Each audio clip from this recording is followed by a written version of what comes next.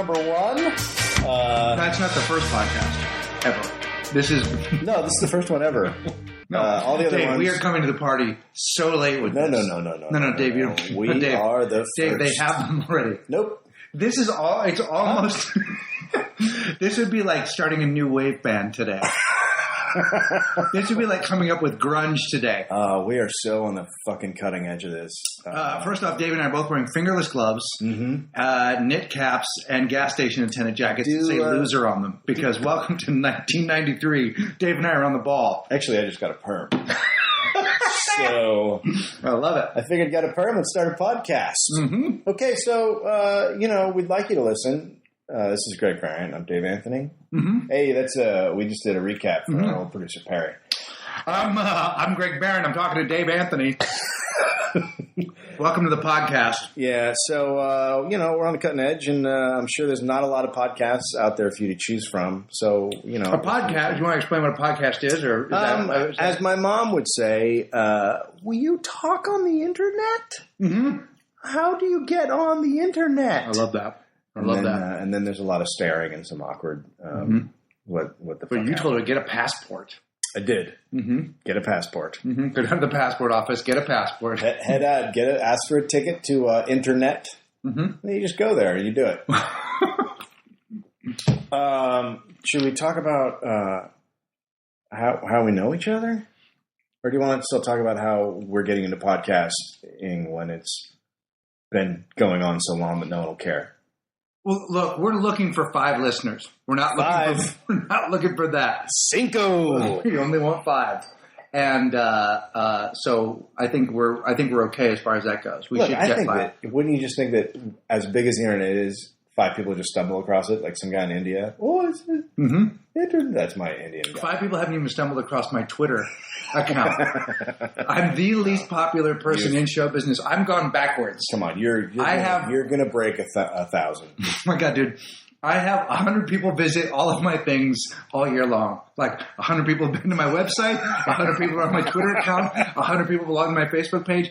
People couldn't – it's as though people are actively disinterested in me. Is that they do it as an activity. I'm going to leave the house and not be interested in Greg Barrett today. Yeah. And I don't blame them. No, okay. You get a little aggressive now. I don't blame them either. Jesus, the way you are right now. I wouldn't want to listen to your fucking moaning. No, more people read Stop All Monsters, which is your blog. Yeah.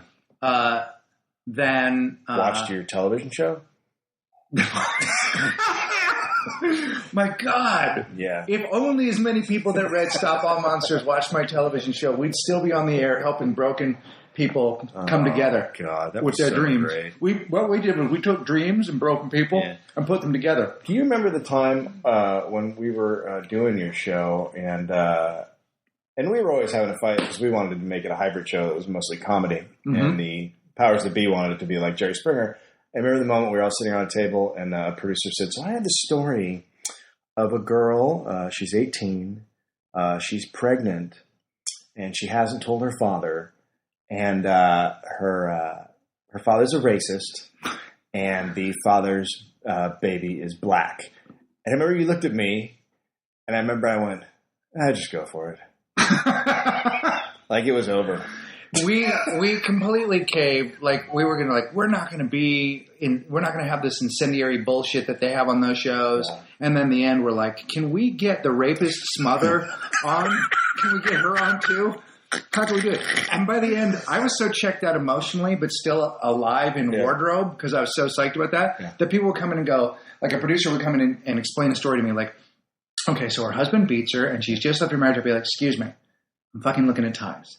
When I'm done, do you know who these ties are made by? These are Band of Outsider ties. Do you know who they are?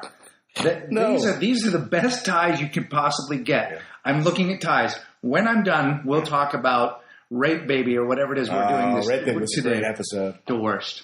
But how often though do you have? Are you working on something in show business and someone says, "Hey, we can't do that today," and you say, "Why?" and they say, "Lice."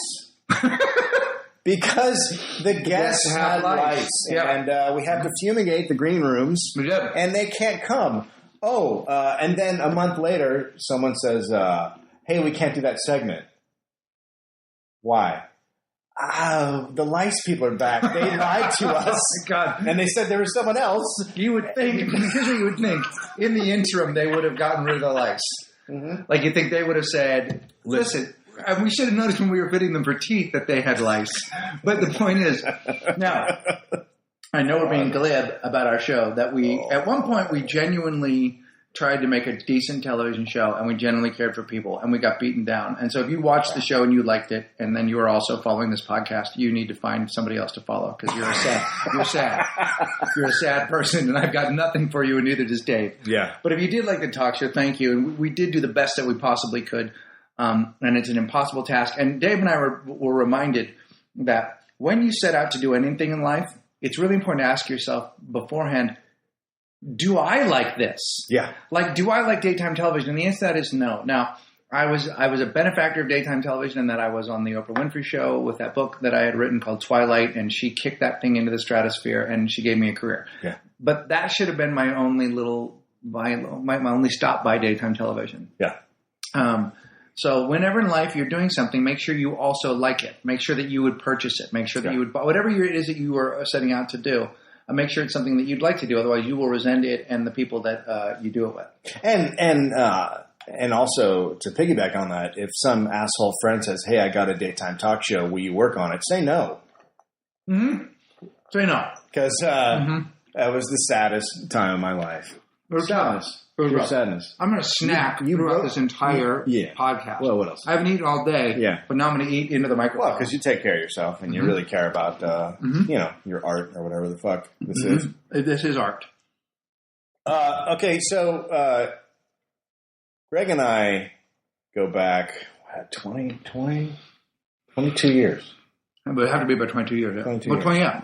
That's as long as I've been doing stand-up. Greg's was the very first open mic I went to, the very first time I went on stage, and he walked up to me and said, "Here's a list of shows that you could do, open mics." Mm-hmm. And because for a moment, I saw something in you, and that's a moment I've regretted ever since. Oh, yeah. It's no, you were hilarious. You were hilarious, and I have always felt during my career, because people did that to me, that like when you see somebody, you should help them out. Oh. That you like, if you can. Really? I really believe that you should. I've been ridiculing them and trying to knock them down so they don't get to my level. Because they scare you.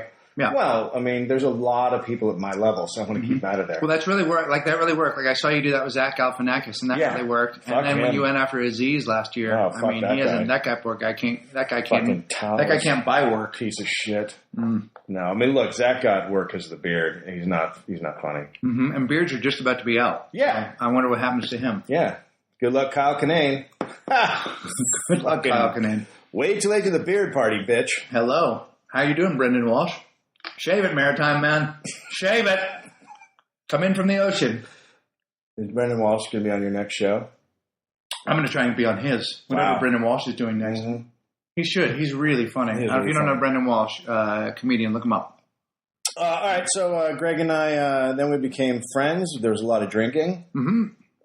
For a good 15, 12 years. Yeah. I set you up with your girlfriend? Yeah. That did not go well. No. No. Obliterated me, my heart. She crushed your heart? I set you up with a girl. I was sitting next to you guys and said, you guys should go on a date. And then you both stared me down. Yep. And then you guys started dating. Yep. And then she became the head writer of the Ellen DeGeneres Show. And I... Sort of like that. That's kind of how it went, right? Yeah. Mm-hmm. Well, there was some time in between. Mm-hmm. And I went to New York, and I made a bucket of sadness that I climbed in and covered it in booze, and I just fermented. We've always been a little bit of a contrarian. We were all living in San Francisco, and we were all doing stand-up. And a bunch of us said, hey, there's a scene happening in Los Angeles that we're about to start. It isn't actually happening, but we will be down there. Because I think because Dave Cross, who we all knew, and Janine Garofalo had moved there to work on the Ben Stiller Show, and then they were doing stand-up down there.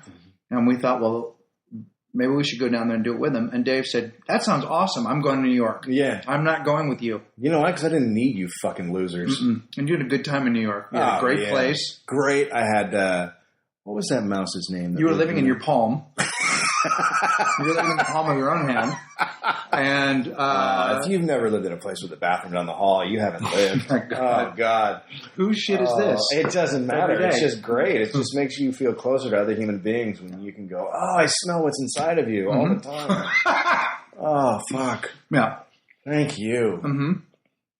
And then I left New York in a bitter rage. Mm-hmm. I came out to LA, and then you guys had already done all your thing, and I was like, oh, I'm too late to the party. You came out a little late. Yeah. We'd already... What had we done? When you came out here, we were... well, everyone had been out here putting in the time. It was easier out here. It's just easier out here. Easier out here. here. It is. New York's just hard. It's not that you can't do it there, but most people have had better success coming out here. Yes. And also there was a burgeoning scene here that just sort of happened at the time where you just, we were all doing the same open mics, but we were all doing them together.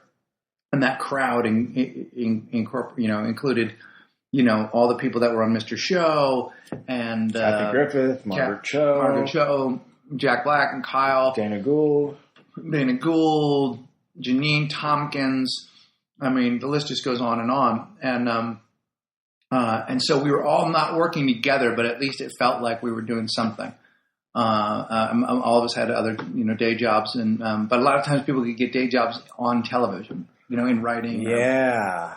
Being a PA or something like that. Yeah, I wish I had. Where you were working in a pickle shop. I was working in a pickle store. I was doing my own thing, motherfucker. Right. I didn't need you people. No, that's an inroad. A lot of people don't know that. Each other out. Fuck you. Mm-hmm. I was out drinking at the hotel till 6 a.m, and then I'd go to a job at a pickle store, and I feel really good about myself because you can't get the smell of pickles off you. So, right, yay! Hello. You know what ladies love? The smell of pickles. Oh fuck! Mm-hmm. It was like I was just swimming in ladies. Yeah, no doubt. Just no doubt. Yeah, what are they like? What is that? Dill? Mm-hmm. Oh, it's fucking sour. I'm gonna get some sour up on your shit right now.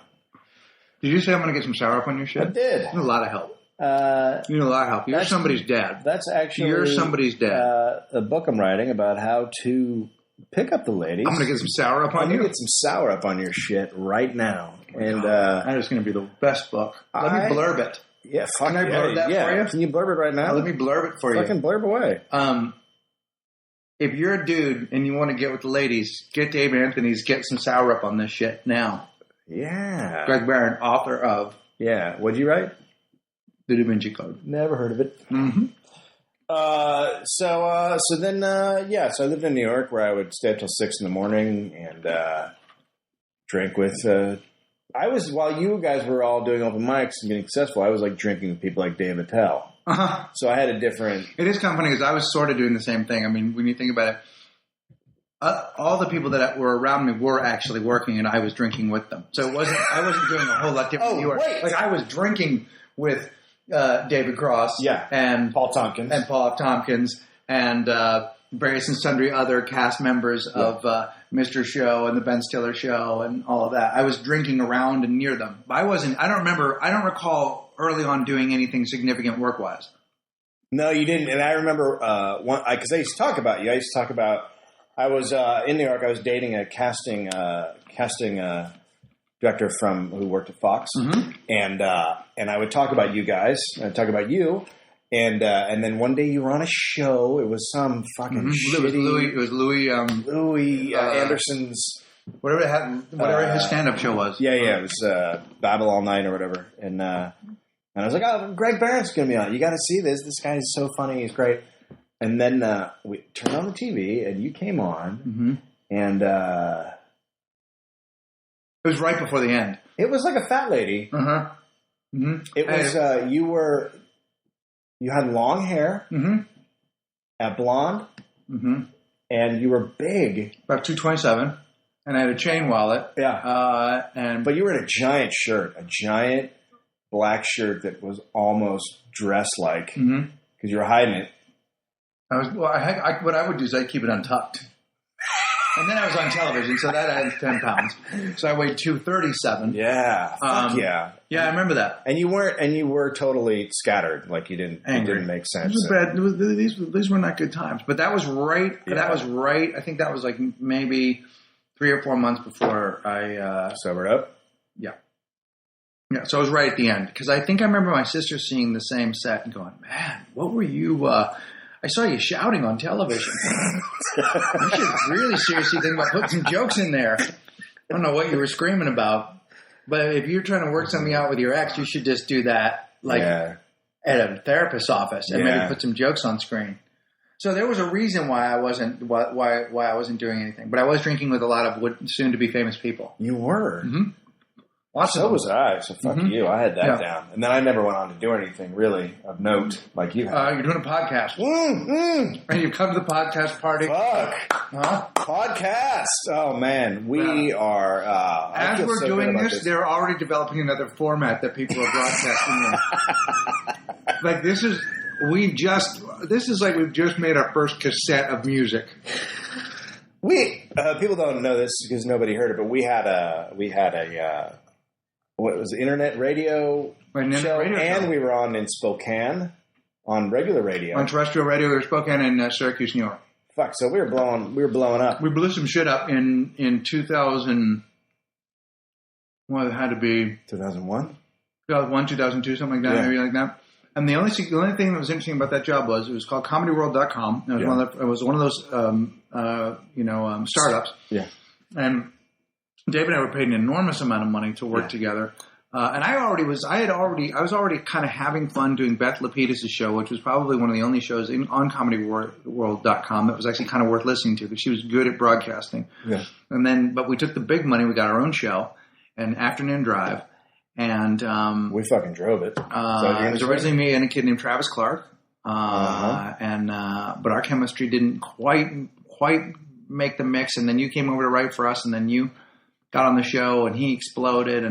But the most significant thing that happened to me was Michael Patrick King was there doing an interview. Michael Patrick King is the executive producer of Sex and the City and has also directed both the movies and written them. And he came up to me and said, asked how I was doing, and we were old pals. And he said, "Hey, man, the staff of Sex and the City is 7 women and 2 gay men, and we'd love it if you'd come over and tell us what pussy tastes like, because nobody here seems to know." And then I said, "You said I don't fucking do that. I said I ain't that kind of dirty please man. God, get me out of here." Yes, you don't even have to write me a check. That would be fantastic. Mm-hmm. Anything that I could do. And the best thing about it was then Dave and I were fired a week before the whole thing went up in flames. Yeah. So they were firing us to kind of make a point, like, we don't need you here anymore. Yeah. Here's your severance pay. And then they couldn't even pay people at the end. And let's face it. What a great victory that is. And for you, the listener. When we left the internet comedy world of comedy radio, their listenership probably fell by 8 people, which was half of the total listenership. We would talk to nobody. Like we are now. Fuck. Exactly. Oh, you know what we did? We said, "Hey, let's hit the reset button on that part of our career and do it again." And the show is called The Manversation, so I'll let you know where we were. Doing. Mm-hmm. No, this is good, right? We're doing it smart. What we're doing right now is smart. We're right there. We're on the cusp of the edge. This is fucking... It's right where you need to be. Shit. Doorbell. That's it. We're doing this by the way, we're not doing this in a studio. No. Am I? Greg's got to get the door. I'm going to get the door. We'll be right back with our next segment.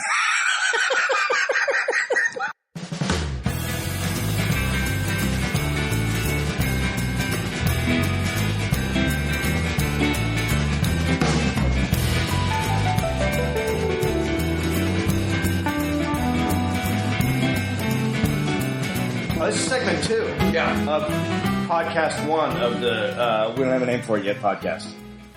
We'll come up with one. What? Pants. We might call it pants. We might go, we can call it, hey, where'd you get that sweater? Maybe not, though. That's more about you and your sweater fetish.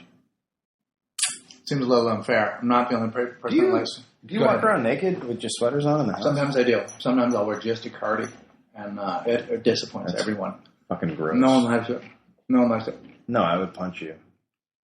In a nice way. Dave, I just got back from Australia.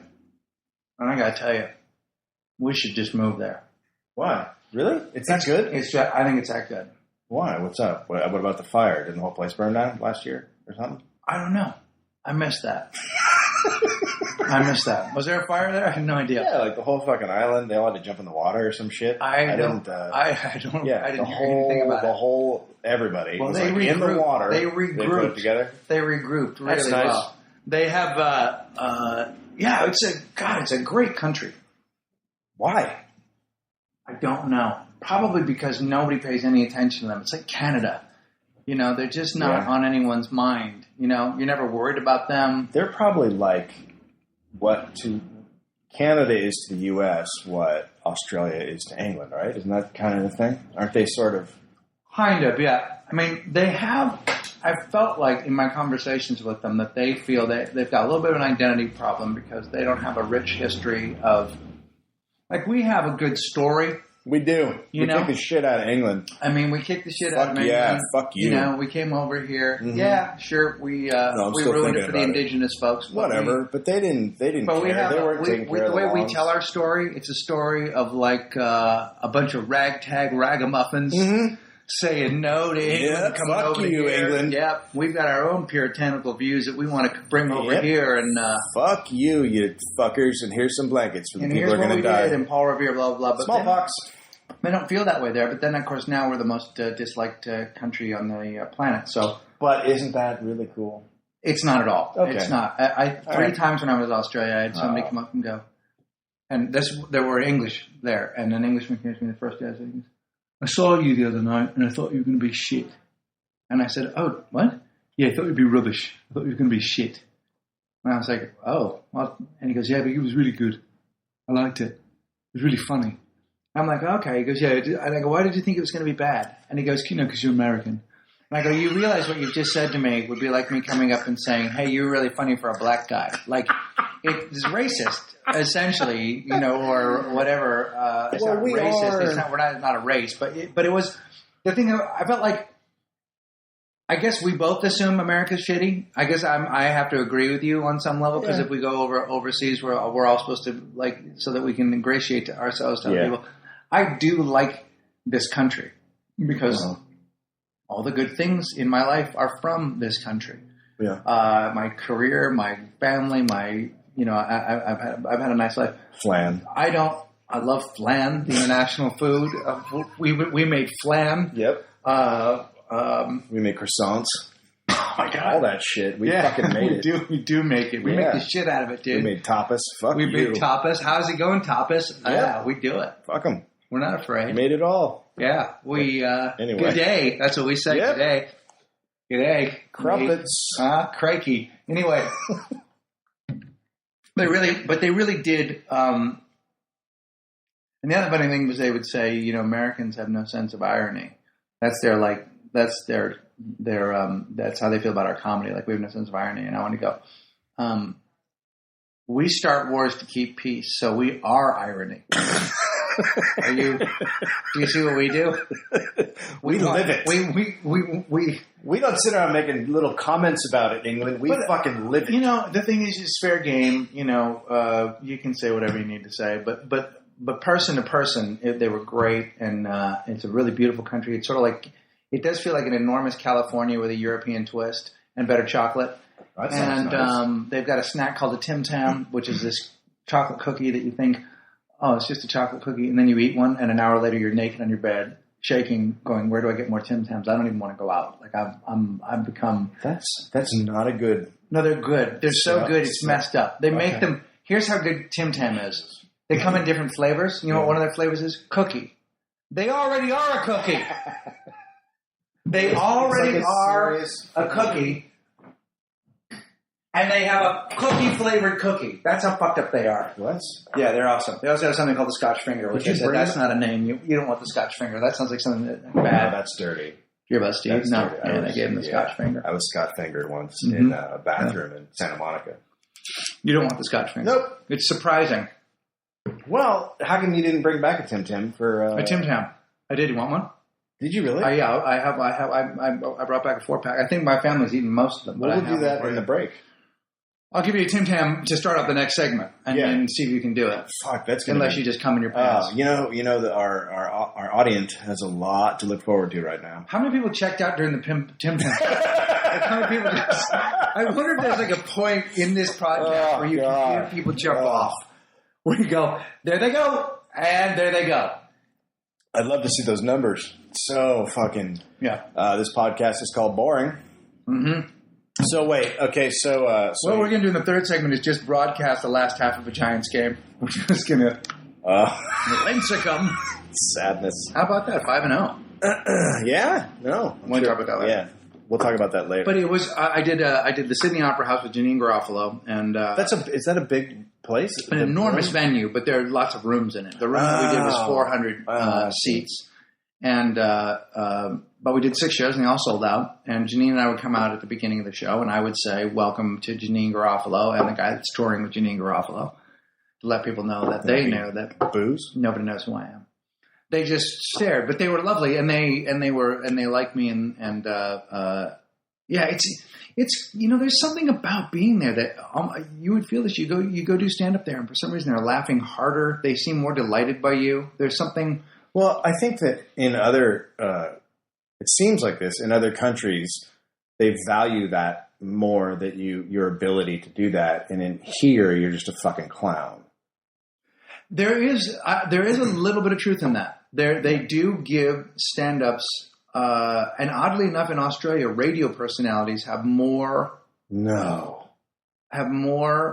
national exposure than TV stars. Like, so radio's huge there. Like man cow would be a big deal. Man cow is not a word that I ever want you to say again. I don't want you to bring up man cow again. I'm going to call Australia man cow. No, I don't like it. I don't like it. I don't like that idea at all. That's a podcast ender right there for me. That's me walking up. You're listening to Man Cow. Man Cow. Man Cow Tribute Podcast.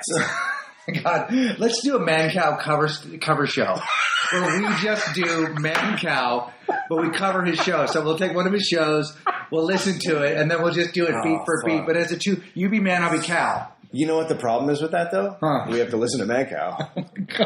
So it just that's a bad idea. All right, so what I'd like to do with this is take this podcast and then have a DJ cut it up with a track and just put the best bits and then music. Like do the whole thing as like an audio, like a rave. We haven't gained the saddest old man rave ever. No, seriously, the worst. But this cut. Bicycle. Yeah, no, I got you. Yeah, no, it sounds. Oh, fuck. And then us cut in between so that you could dance to our podcast. What if we had a scat cast? I feel sadness. A skank cast. It's like a Rude boy. Man Cow. This is not. Yeah, this would be perfect. No, the shit that happens in your head is upsetting. I want this to be the only podcast you can listen to at Burning Man. Okay. Only. Oh, fuck. Burning Man! Oh. You know what would be better? Yeah. If we got 9 guys to do this podcast. It was just nothing but talk.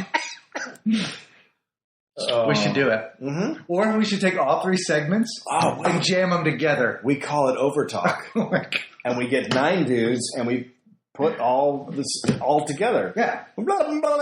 Just everyone going at the same time. Tell me more about Australia. So the snacks are good. Did you how's the food? I mean, besides the snacks, do they have are they known for food? You don't fucking know. Well, no. Like, I don't know. I didn't, because we didn't. You didn't go to any nice restaurants? Yeah, we had sushi a couple times and sushi. Fish. I mean, they do fish really well over there. But they're an island. What I did notice is that they do not have, and we asked this, they do not have chain restaurants there as such. What, so like they McDonald's? they have that. So they Chili's? have that level. Like Chili's. No, they don't have. There's no mid-level. There's no sit-down chains. Like Fridays. There's no Fridays. They have nothing like a Bennigan's. Wait a minute. Or a Brannigan's. Okay, right. Or a Brannigan. Or a Brannigan. I'm going to call you an idiot right now. Outback Steakhouse. They don't have Outback Steakhouse. You're out of your fucking mind. I'm not kidding you. I'm not kidding you. Fucking mind. No.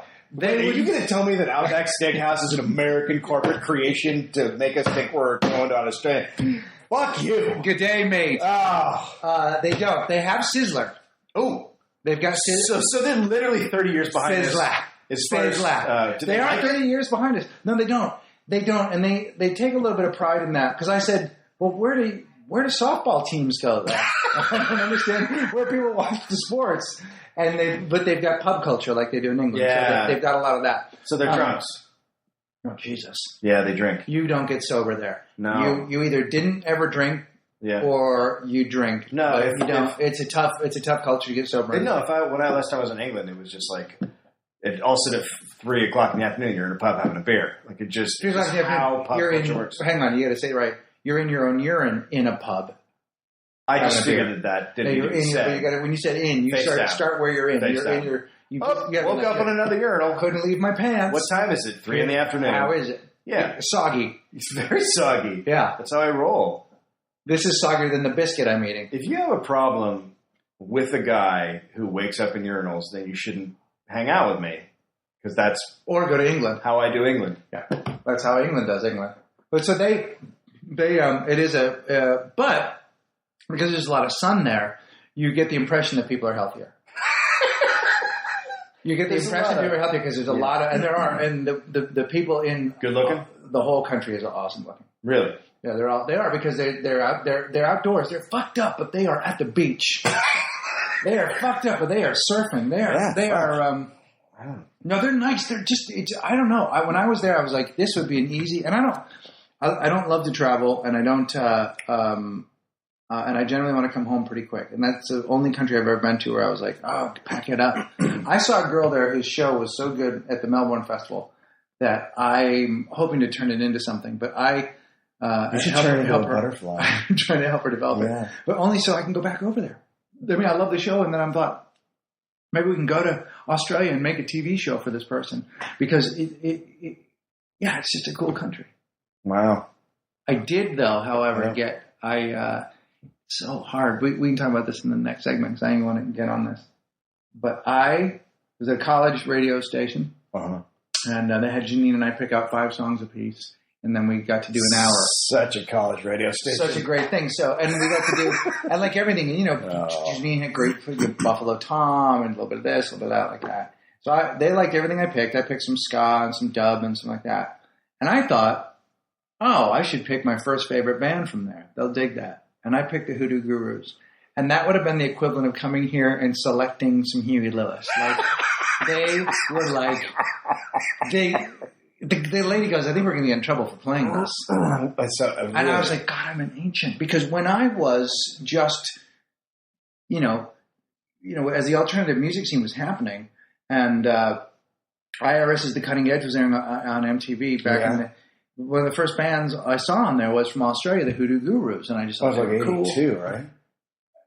Yeah, a little bit further along, but somewhere in the mid 80s. But anyway, I just thought that they would have retained their credibility, even maybe like REM, and it was like I'd said, "Let's play Mike and the Mechanics." Like they could not have been more. God. And you basically slapped Australia in the face. I did. With just the cool kids. Like they were like, "Really, Grandpa?" Yeah. I mean, I should have picked Nick Cave. What you should. Except I don't like Nick Cave. I don't like Nick Cave either. I don't want to be bored. Hey, is there music that can bore me? I like the idea of Nick Cave, but I prefer the execution of the Hoodoo Gurus. Yeah, I don't want Nick Cave at all. Mm-hmm. It's tiresome. Do you want to be tired? I don't, and I don't quite get it. But it was just, it's your own fault for like thinking, I'll pick something that I used to like. Well, no one's gonna appreciate that. I just went to a Y&T concert. Yeah, that's your own fault. That's not even something. That's not even podcastable. You can't. No. There's no one on the other end of this. No. Well, there's no one on the other end of this for a couple of reasons. One is because they checked out 2 segments ago. But the other part is no. Listen, you just fucking hold right on. Yeah. Y&T. Now, no one knows who they are because they're from the San Francisco Bay Area. Alcohol, was that the big song? No. What's the one thing by wine? Their big one was Summertime Girls. No, but they had the thing about getting drunk. Dirty Girl? No. And Leonard Hayes sang it. The drummer Hayes sang it? He's not in the band anymore. Oh, it was called like Alcohol or really? No, I was pre-alcohol days. I was more Mean Streak and Black Tiger. Oh, yeah, they were doing tigers on T-shirts before Ed Hardy. So fucking think about that. Oh, my God. But I went, drove up to Agora Hills. If you're not familiar with where that is in California, it's like the rock and roll epicenter. No, It's just outside of Valencia. No, it's outside of... halfway to Gorman. It's halfway to Gorman, where rock and roll started. Who went? Me and a friend, I watch movies with some guys on Wednesdays, so me and Colin went up, and Brian Posehn. So the three of us went up there to fucking rock the shit out of it. And I saw a girl I went to high school with. Of course you did. In the parking lot. Yeah, we drank some wine coolers. And we went in. Did you do just a little meth, or how did that go for you? No, meth was so now. We did coke. We did like it was fucking 82. We just did a lot of coke and credit card on top of a cassette box. Yeah, grinding our fucking teeth, and we did the whole thing. Yeah, and we went in, and it was. So you snorted Baby Lax. Well, the great thing is it's not like when you go to a show now. Like say you go to the White Stripes. It's you and a bunch of young people. Right. Yeah. If you go to a Y&T show, it's a bunch of yous. It's fat bald dudes and some women that have kept themselves together. Some women who have not. Sure. And it's a whole mix, but they're all your age. And the singer keeps going, come on, let's hear some noise. And everyone's like, yeah, we're too old. Can you just play the hits? Yeah, get it over with. So it's really like an AA meeting on some level. Yeah, very much. A lot of people standing outside smoking. Yeah. And then you all go in. Yeah. And the band comes out and says, hi, we're Y&T. Yeah. And everyone goes, hi, Y&T. Yeah. And then they share. Yeah. And then you go home. Yeah. And the great part is when the band has a little chip on their shoulder and they say, yeah, so we got to finish by, we got to wrap this up by 10:30 because they're big money bands coming in after us. Yeah. And the big money band, a cover 80s band. Oh, my God. Yeah. That's awesome, though. Yeah. And a chip. Yeah. But you know what? But I got to say that he's one of the best fucking frontmen ever. Dave Menichetti? Amazing. You're going to have a hard time selling that uphill. But dude holds up. Oh, my God. Dude holds up. It was amazing. He fucking holds up. How? Now no one... How's that possible? What do you mean? I'll slap you. I'll fucking slap your face. You mean because he can sing and play lead guitar at the same time? You know what this is? You know what this is going to be? Podcast history. The first live podcast brawl about Y&T. The first time anyone's mentioned Y&T in a podcast. Nobody listening knows who the fuck they are. Look them up on Wiki, kids. And when they do, they'll look it up. And they'll know never to come back to this podcast again. Black Tiger! Yeah, they'll be like, oh my God, these guys are the biggest. Like, I stumbled upon this. And I did a pity listen. And I went really far into it. Their second segment, and I'm using segments in quotes. Yeah. And they talked about a band called Yesterday and Today, Y&T. Yeah. An unattractive, middling metal band with no real songs. They've sold 4 million albums. Yes, they have. I wikied them. Don't fucking laugh at that again. They've not sold 4 million albums. I'll fucking wiki the shit out of them right now. They will have taken note of that, and then they'll go, I can't go back and listen to these guys. What are they going to talk about next week? Well, probably your fucking pants making business. Hang on for a block of Night Ranger. I saw Night Ranger. Listen to me. I went to see Y&T. Okay, well now you're an asshole. No, I'm telling you a story. Okay. I went to see Y&T, and the band that opened up for them was called Ranger. Before they were Night Ranger. And they blew Y&T off the stage. Fuck you. They blew them off the stage. You're a fucking animal. They were like... This is why nobody likes even Y&T shook their head. Yeah. You know what they said? I guess that big professional band that went before us had to play. They've been in a bad mood for decades. This segment's over, cocksucker. Fucking asshole.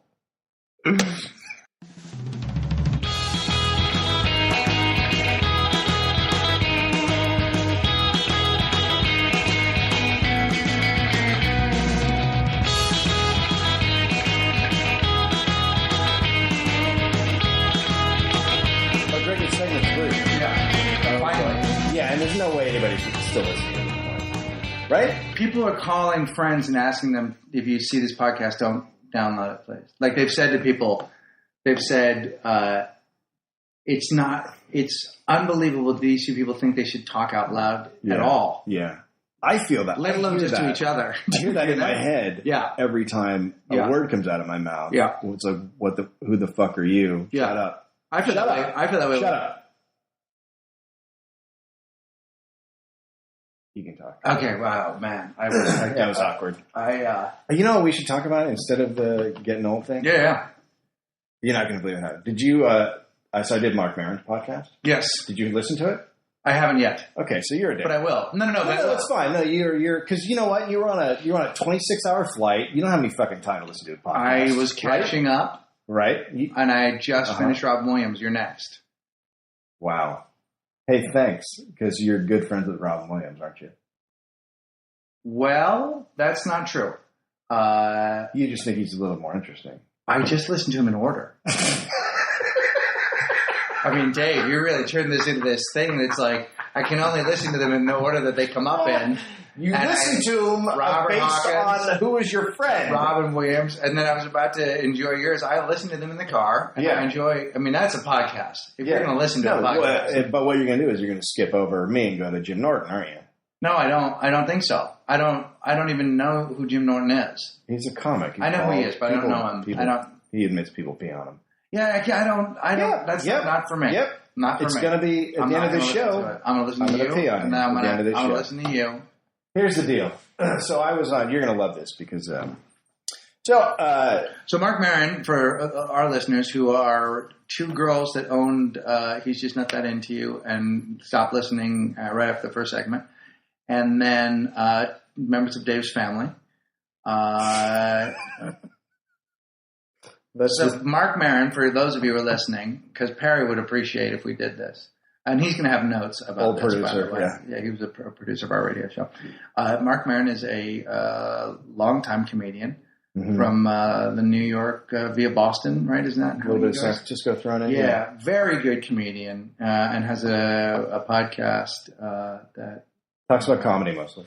Talks a lot about comedy. It's very good. What the fuck? You should listen to it. Okay, so I did it. And good recap, by the way. Really professional radio guy there.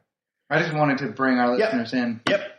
So I did it, and I talked about, you talk about what made you a comedian and shit. So I talked a lot about my dad, who I talked about as being an alcoholic, and I discussed all the shit that I went through as a kid, which was, not great. And, my dad's, I think he's 70 now, maybe 72. Anyway, I didn't think he'd listen. You didn't think he would listen? No, I didn't think he'd know it even existed. And that didn't turn out to be true. Oh my God, dude. Seriously. Yeah. Now, first off, how does your dad end up listening to the Mark Maron podcast? That's a good question. I mean, that's a specific thing. Like, I'm very certain that my parents will not be listening. Right. Well, my mother is no longer with us, but my dad will not be listening to this podcast. Good. Or the Mark Maron one. Fuck that guy. Well, I'm not going to tell him. No, fuck him. He's no, but you know what I'm saying? Up in my business. He's a problem. Yeah, I didn't think he'd listen either. It's number one, I didn't think he'd know how to fucking listen to a podcast, let alone, work his email. So I talked about a lot of stuff. Good. Really fucking intense shit that went on. The stuff I've never talked to my father about. And so I get an email. Here's what I think happened. I think I had no idea he even knew I had a blog. Right. So I think I linked to it on the blog. I think he listened to it that way. Yeah. So I just get an email. And it says, listen to the Mark Maron podcast. Very revealing. Yeah. That's all it said? Yeah.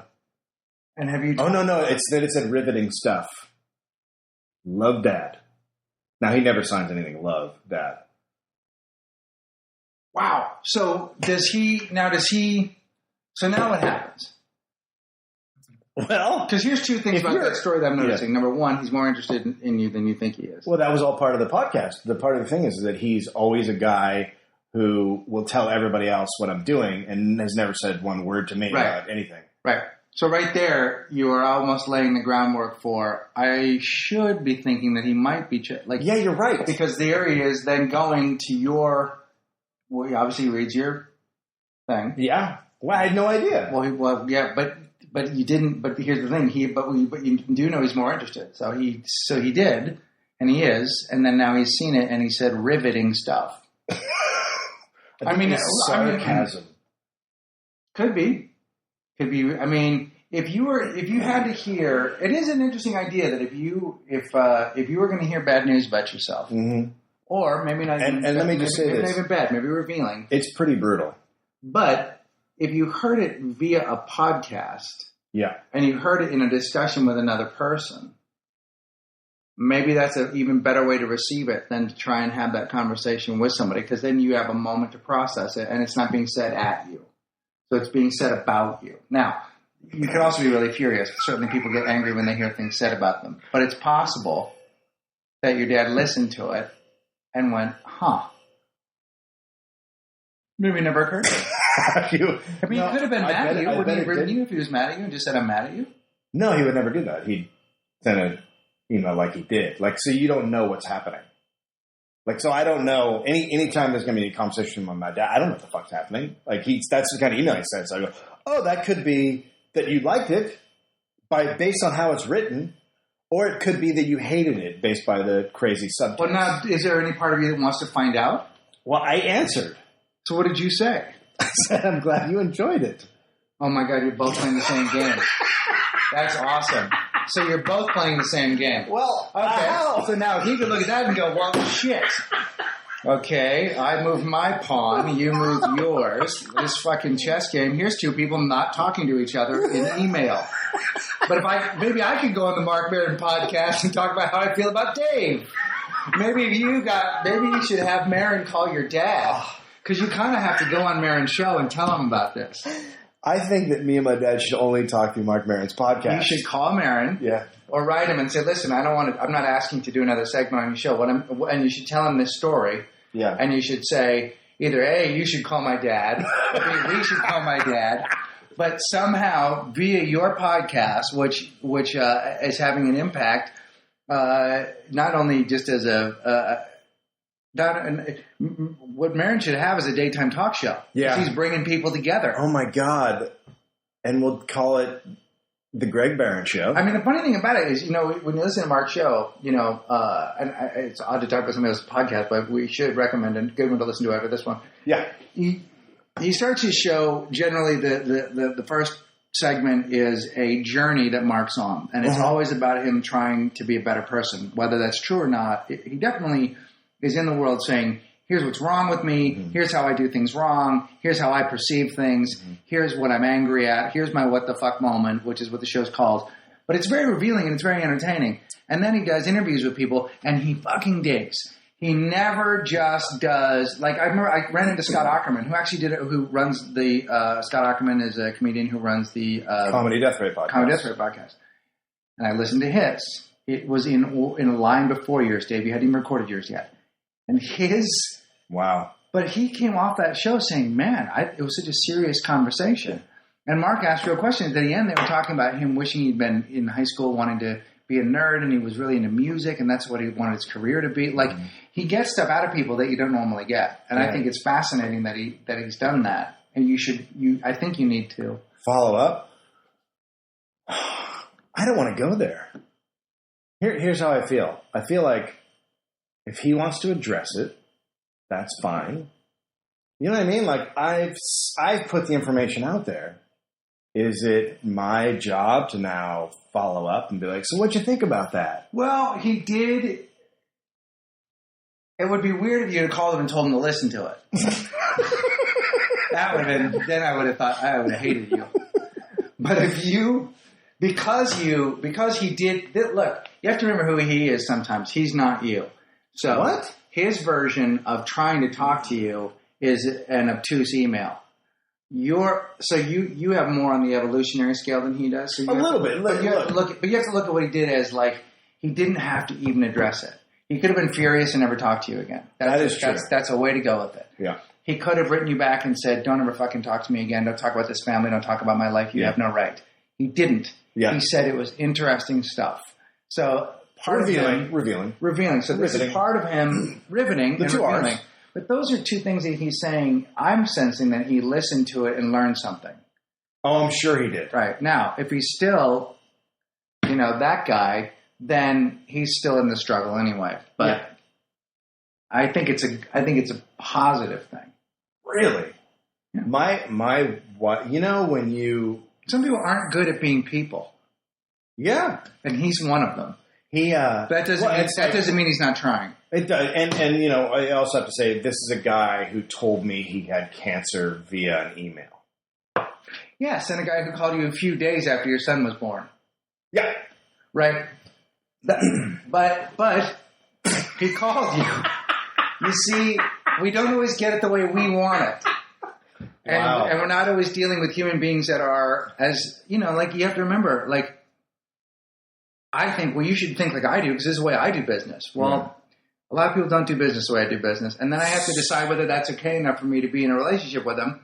And some people it is. Look at David Cross and Janine Garofalo. They're two of my bestie friends on some level because they've never not done anything for me. Like, if I need a favor and I ask them, they'll do it. Yeah. I never talk to them. Yeah. I talk to Janine once a year, admittedly. But when I hang out with her, that's just our friendship. I don't need her to be like me to be my friend. I don't need Dave to be like me. He's never going to be like me to be my friend, but I like him. But that's what it is. It's weird to think about that with a family member, especially the one that raised you. Yeah, well. But, right? So, based on that then I did the right thing with my email. Yes, but I feel like you should have gone one step further. Like you could have said... I should have said, sorry. Said, if you ever want to talk about this stuff, we can. I was on the radio and I was answering questions honestly. And if you ever want to talk about this stuff, we probably should. Or whatever. There's a way to say, we both know what we heard. No, we don't know because we have no idea what kind of shape he was in when he was listening to it. That is true. He could have been drunk and listening to a rave podcast. He got really confused. This is riveting stuff. He might have listened to the Robin Williams interview. Oh, yeah, fuck. Oh, God, that would be great. He might have listened to another episode. I did not know you were on Mork and Mindy. When did you start running the Upright Citizens Brigade's Comedy Death Ray? Fuck. You're not Scott. When did you change your name to Scott Ackerman? You know those moments in life where you think back and you just have this shiver of embarrassment and shame. It still affects you that way. My wife right now is getting hit with those every hour because of the podcast. She just keeps thinking about the stuff I said and going, oh God. Because what you said and I have to listen to it. Yeah. When we talk about it the next time we do this. But I think that I do feel like it opened a door and then your dad came towards the door. So I do feel like there's I feel like there's something. You think this is going to break down a lot of walls? I don't know. No, because he'd have to.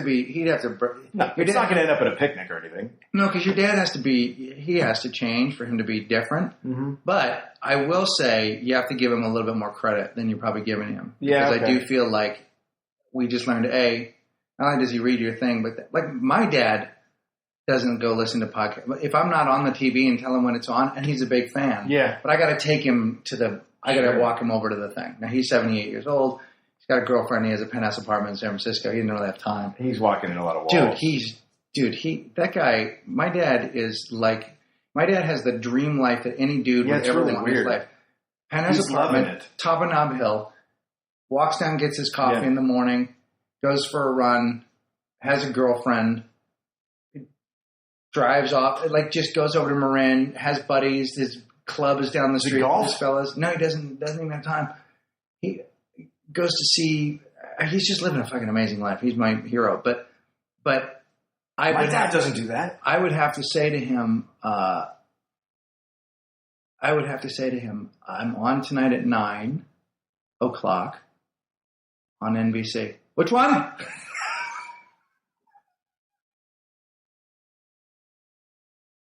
Yeah. I got it. He doesn't got it. My dad, but he always knows what I'm up to, and he's and watch. He'll have listened to this podcast. I'll get an email. My dad will say stuff like, "Hey, will you send me an email?" I got an email. Were you on a commercial in Honda or no? Were you on a Toyota? Your uncle said he saw you on a Toyota. No, it was Honda. It was a Honda commercial, Dad. Yeah, I'm on a Honda commercial right now. And then literally 2 weeks go by. Oh, I've seen that like 10 times. Never even noticed it was you. You remember what I look like, right? I don't. Quick description. I don't look like you. Oh, thank you. I don't know how to respond to that except for, thank you. Yeah. Yeah, so again, that's he's not good at it. He's not good. There are just people that aren't good at it. But he started the dialogue. Fuck. Yeah. He started the dialogue. I can't wait. I'm going to go listen to Maron's. Like I'm driving into my. Yeah, listen to it with the idea that he was listening to it, and it's a whole different experience. It'll be good. This has been the best segment of the whole thing. This show, we should take out the 2 segments that preceded this one and just make this the show. The Y&T this was going, the Y&T going into the classics. That actually would have the classic Graven. I think that might be out of your goddamn mind. Out of your goddamn mind. We should just talk about your dad when we do this show. Oh, God, the Red Menace. We should just talk about your relationship with your dad because that's interesting stuff. There's not a lot there. I think there's more there than you think is there. Wouldn't it be great if he did a podcast? The old man drinky center? We don't even know that he isn't. Oh, fuck. What if he's got... Oh, God. We're so late into the game. He's probably got a podcast. Your dad has a podcast. This has been my career in a lot of ways. Like... when I came here in 1993, I had a band called the New Sheridans, and we recorded a 7-inch on the last day people wanted to ever hear anything on vinyl. Like the day we recorded it was the last day of vinyl records until the recent, you know what I mean? Yeah. And so that's it. So we didn't record anything else. Yeah. We refused to put out a CD. Well, fuck yeah. I mean, no one likes us anyway. And we're not giving you what you want. Yeah, no. Okay. You had integrity. We recorded a really cute pink 7-inch the day that they stopped making vinyl. We also were in a new wave band in 1993. Yeah. So we were making new wave music, I think the same year that Zakk Wylde made Stillborn. And it was popular. The same year that all of the grunge. Nevermind. Yeah, people were people were shooting themselves in Seattle. They were not wanting to hear New Wave Princess by the New Sheridans or Blame or Action Figure Friday, which are the 3 songs on our single. But so I've always been like just right there with what's happening. Now the weird thing is, in retrospect, when you hear that stuff, it sounds really cool because it sounds kind of retro and it actually feels like right about now. Yeah. So we were either so fucking early. Yeah. Like you and I are making our podcast for the podcast renaissance. When people start listening to podcasts for fun, just like the kids are making kids are making mixtapes now on cassettes. Yeah. Do you know that? Yeah. They're buying cassettes again and they're making mixtapes? Well, yeah. To be contrarians. And then it'll be CD-ROMs. No, totally. I'm going to go out and buy a picture disc today. A laser disc.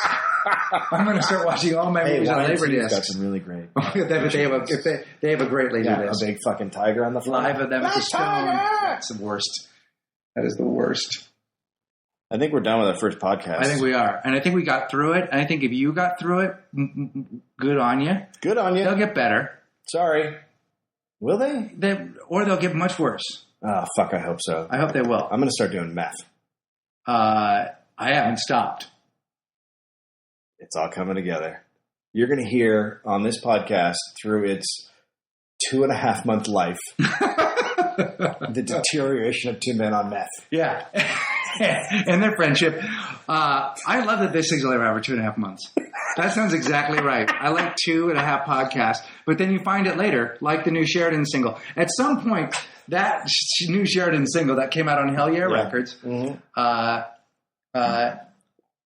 will be worth nothing, but it'd be so fun to talk about. To 18 people, it's going to be a really great conversation. If we can put music on this, we should go out of this segment with... Because I've got it on with the we can do that. We'll do that. We'll play New Wave Princess on the way out. All right. Thanks for listening. Let's call the show New Wave Princess. Thanks for listening to New Wave Princess.